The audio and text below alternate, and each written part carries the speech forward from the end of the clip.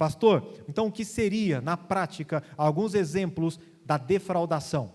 Existe até defraudação emocional. Mas vamos lá. Um rapaz está namorando, ele acaricia a sua namorada, deixando-a excitada. O que acontece? Ele promove ou desperta desejos na sua namorada que ele não pode satisfazer licitamente, de acordo com princípios bíblicos, de acordo com princípios divinos. Não pode.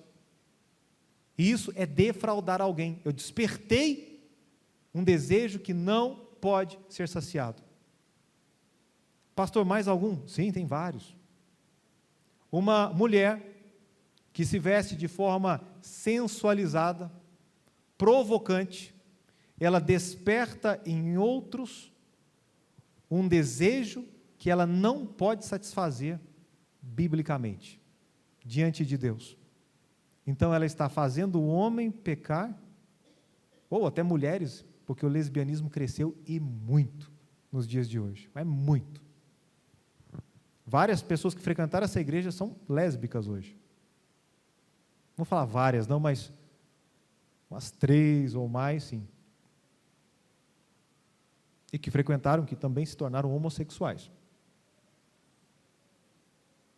Essa é uma das razões que em acampamentos, quando tem um vestiário para os homens se trocarem ou tomarem banho, nós não apoiamos ficarem nus um na frente do outro.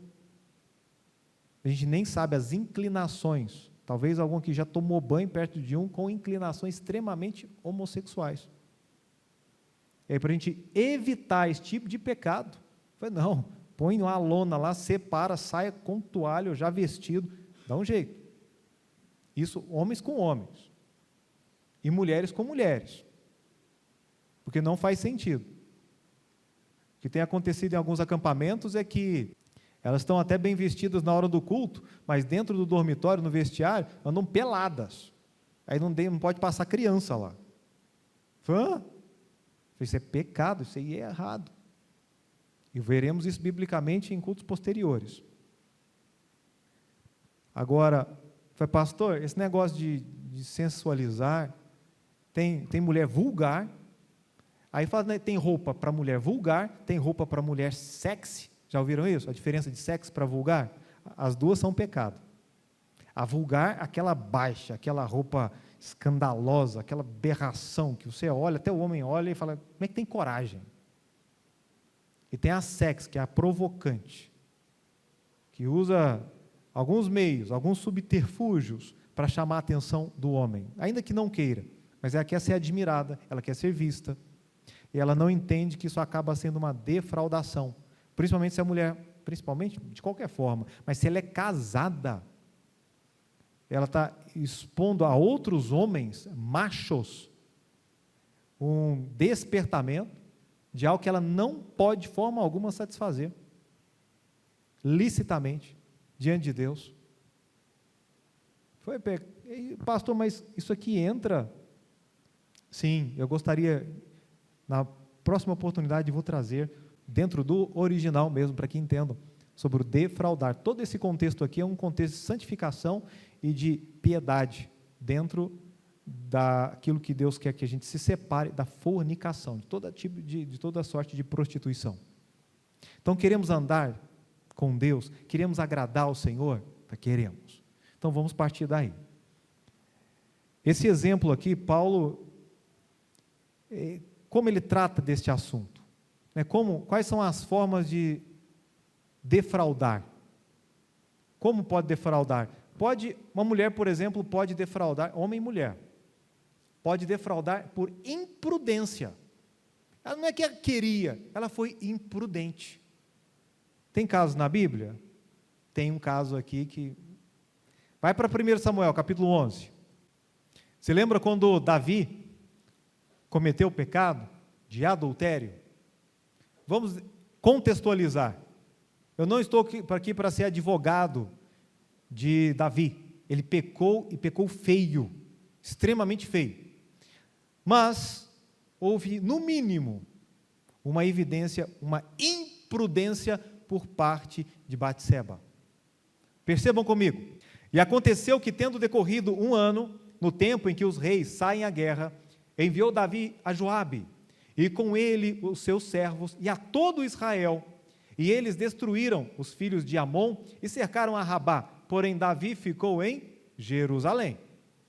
E aconteceu que numa tarde Davi se levantou do seu leito, e andava passeando no terraço da casa real, e viu do terraço uma mulher, que estava se lavando, e era esta mulher muito formosa à vista. E mandou Davi indagar quem era aquela mulher. E disseram: porventura não é esta Batseba, filha de Eliã, mulher de Urias, o heteu? Então enviou Davi mensageiros e mandou trazê-la.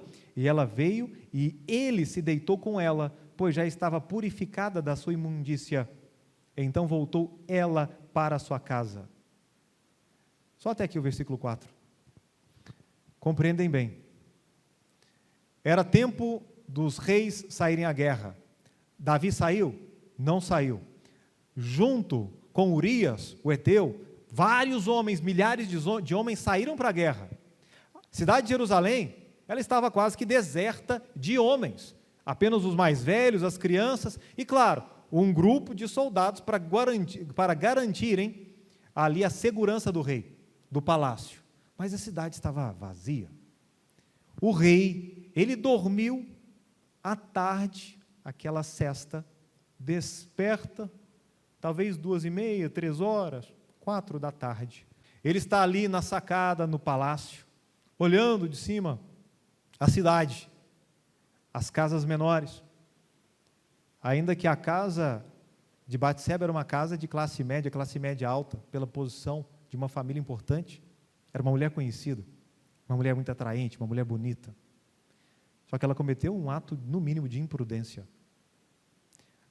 Ela foi tomar banho, ela foi se lavar ao ar livre. Imaginemos o que poderia ter sido evitado se essa mulher fosse se lavar, tomar o seu banho. Talvez aquele até se bronzear, não sei. Mas em um local fechado, fora da vista dos homens, fora do olhar do rei. Eu não acredito que ela tenha feito intencionalmente, com o propósito de atrair o olhar do rei e se tornar uma rainha. Eu não acredito. Até na ilustração do profeta Natã, ela entra como uma ovelha, como um cordeirinho inocente. Mas olha só, a imprudência dessa mulher, eu não estou aqui a condená-la. Talvez ela imaginou que o rei não estaria, que o rei estava na guerra, mas indiferentemente, independente disso, essa mulher estava nua, tomando o seu banho, talvez no terraço da casa, porque era muito usado, a parte alta, ou seja, como aqui na cidade de Formiga, as casas daquela época, as construções, a parte da laje, do telhado, era usada. Ela poderia estar se lavando ali, ou no seu quintal, na parte externa. E Davi a viu, chique, uma mulher casada, uma mulher nova casada, e aí, num momento, despertou desejo nele. Se ele fosse um homem espiritual naquele momento, ele viraria o olhar, e não voltaria. Por quê? Porque tem temor a Deus. Assim como fez quem? Conhecem um caso na Bíblia? De José? José, lá no Egito, a mulher se ofereceu para ele, segurou, e ele falou: não posso, eu vou pecar contra Deus, contra o meu Senhor. Não. E fugiu. Davi não, fez o contrário. É questão de caráter. Aí talvez as mulheres agora venham dizer, ou pensar: pastor, mas a culpa foi de Davi. Ela estava lá inocentemente, ela estava tomando seu banho, um banho da purificação, que seria um banho ritual. Ela talvez estava no seu último dia, havia cessado a menstruação, e ela foi tomar o seu banho. A Bíblia fala que ela já estava purificada da sua imundícia.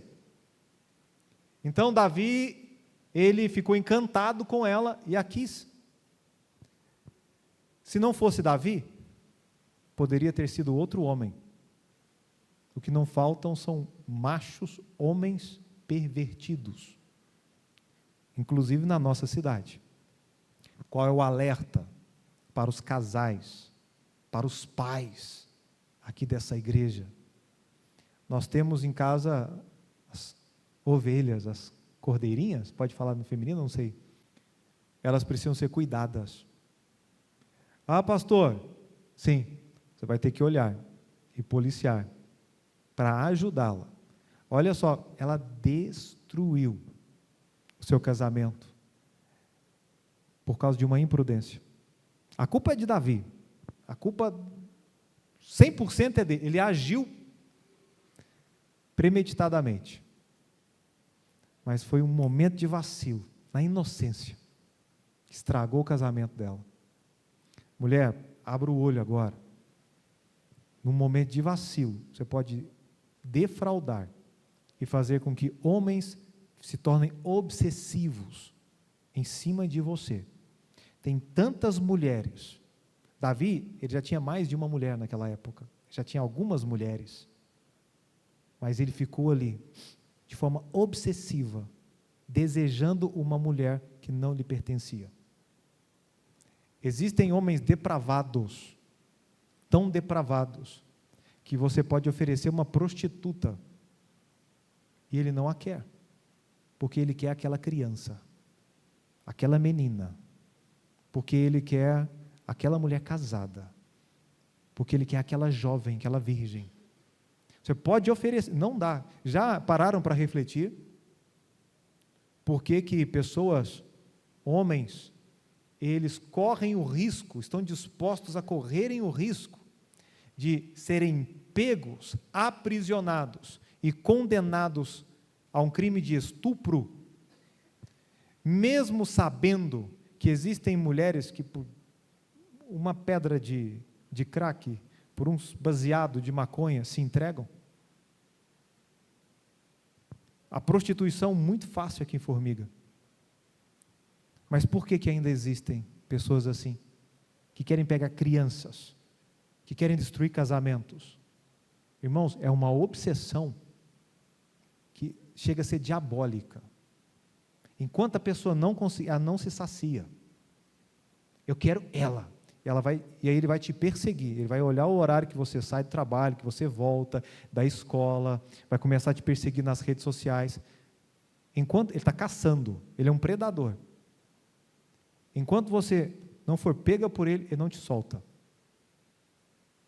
Ah, pastor, isso não existe. Conversem com policiais. Leiam as páginas policiais. Abram os olhos para o que está passando ao nosso derredor. Então, isso pode acontecer? Pode. Então, o que você deve fazer? Como esposa, como marido, fica atento. Fala, como assim? Olha, peça a ajuda do seu marido. Foi, amor, a roupa que eu estou vestindo, ela vai atrair olhares feios nos homens, porque quando uma mulher é elegante, ela é bonita, minha esposa está ali em cima. Oi, amor, tudo bem? Amém. A minha esposa é bonita e elegante. Eu não acho que ela se veste de forma cafona, brega. Não, mas que crente vovozinha. Não.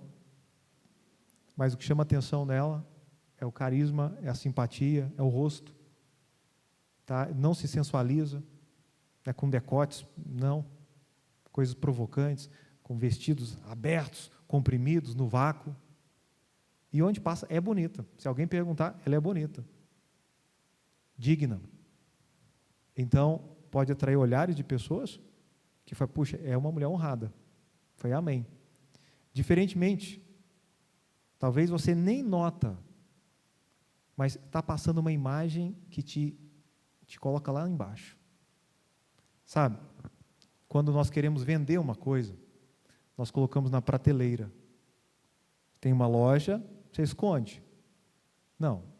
Você vai deixar lá nos fundos? Não, você vai deixar na prateleira à vista porque você quer vender aquele produto. Fica no mostruário. Tá? Quando uma prostituta quer vender os seus serviços, o que ela faz? Ela cobre o seu corpo? Ou ela mostra o seu corpo e está provocando os olhares para despertar um desejo para vender um serviço? Temos que tomar muito cuidado para não incorrermos no pecado da defraudação.